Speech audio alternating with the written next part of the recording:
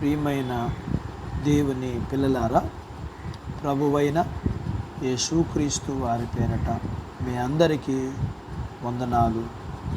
ప్రభువు పేరట మీకు శుభములు, దీవెనలు కలుగునుగాక.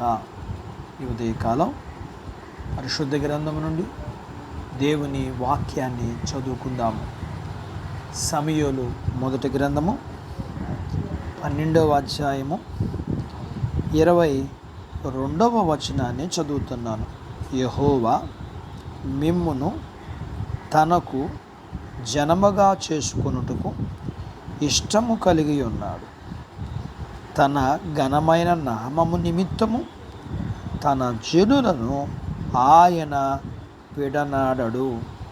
దేవుడు తన మాటలు మనందరి కొరకు దీవించునుగాక. ఆమేన్. ప్రియమైన దేవుని పిల్లలారా, దేవుడు ప్రేమ కలిగిన వాడు. అందుకు దేవుడు అని అనటం కంటే దేవుణ్ణి ప్రేమ అనాలి. దేవుడు తన ప్రజలను ఎన్నుకున్నాడు. అందుకని ఆయన వారితో ఉంటాడు. ఏమాత్రం తన ప్రజలను విడిచిపెట్టడు.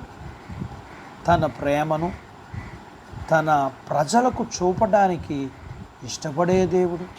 అలాగే ఆయన తనను బట్టి వారు సంతోషంగా ఉండాలని వారిని ప్రేమిస్తున్నాడు. వారిని బట్టి తనకు సంతోషంగా ఉండాలని వారిని ప్రేమిస్తున్నాడు. దేవుడు తన ప్రజలను ఎన్నడూను విడవని ఎడబాయని దేవుడు. తన నామమునకు అవమానం కలగకుండా, అలాగే తన ప్రజలకు అవమానం కలగకుండా వారిని విడిచిపెట్టని దేవుడు కదా. ఎందుకని?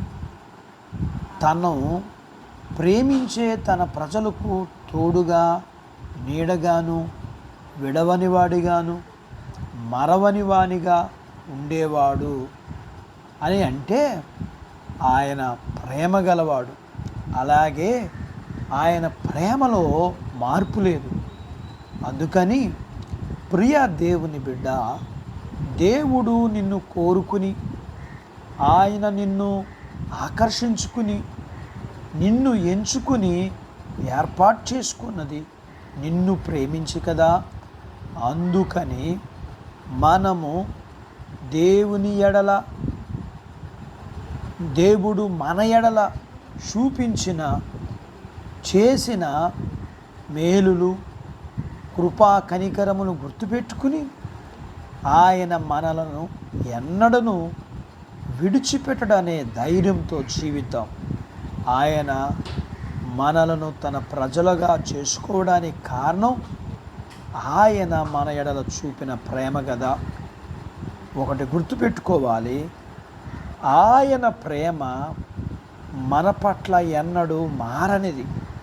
మనల్ని ప్రేమించి మనల్ని ఎన్నుకున్నది, ఇన్ని అద్భుతాలు చేసింది మనల్ని విడిచిపెట్టడానికి కాదు. ఆయన ప్రేమ మన కోసం కల్వరి శిలువలో చనిపోవడానికి ఇష్టపడిన ప్రేమ. మన కోసం పరలోకం విడిచి తగ్గించుకుని మనిషిగా జన్మించి దాసునిగా జీవించి శిలువ మరణం పొందునంతగా ఇష్టపడిన ప్రేమ. అందులకు మనము ఆయనని బట్టి సంతోషంగా, ధైర్యంగా ఉందాము.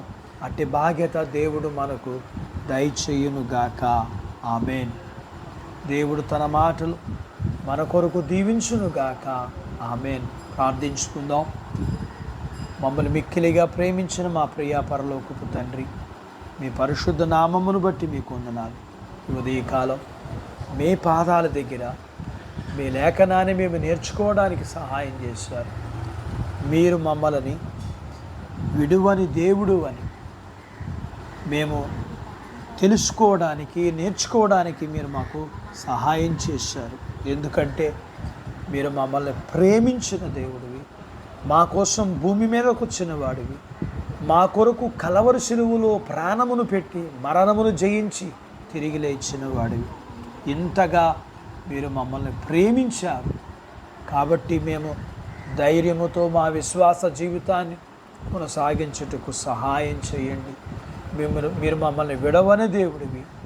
నీ నామము నిమిత్తము మాకు సహాయం చేసే దేవుడిగా మీకు వందనాలు చెల్లిస్తూ, ప్రియ ప్రభువా, వాక్యం విని నాతో పాటు ప్రార్థనలో ఏకీభవిస్తున్న ఈ పిల్లలని, వీరిని, వీరి కుటుంబాన్ని, వీరి కలిగినంతటిని మీరు దీవించమని, చిన్న బిడ్డలను, యవనస్తులను, వృద్ధులను, స్త్రీ పురుషులను, వాళ్ళ చదువులు, ఆరోగ్యాలు, ఉద్యోగాలు, పొలాలు, పశువులను దీవించమని ప్రభువా మీకు వందనాలు చెల్లించుకుంటూ, వివాహాలు కావలసిన వారికి వివాహాలు జరగటానికి, గర్భము లేని వారికి గర్భఫలాన్ని ఇవ్వమని, గర్భం కలిగిన వారికి సుఖమైన ప్రసూతి ఇవ్వమని, ప్రసూతి అయిన తల్లి బిడ్డలకు ఆరోగ్యం ఇవ్వమని, వీరిని మీరు కలిగిన అంతటిని దీవించమని ప్రభువా. అలాగనే మీకు వందనాలు చెల్లిస్తూ, మీ పిల్లలకున్న సమస్యల అవసరతలన్నిటిలో మీరే సహాయం చేయమని, మా ప్రార్థన విన్నందుకు, సహాయం చేస్తున్నందుకు కృతజ్ఞతాస్తుతులు చెల్లిస్తూ, యేసు ప్రభు వారి పేరట స్తుతించి ప్రార్థించి అడిగినవన్నీ పొందుకుని ఉన్నాము తండ్రి. ఆమేన్. దేవుడు మిమ్మల్ని దీవించునుగాక. ఆమేన్.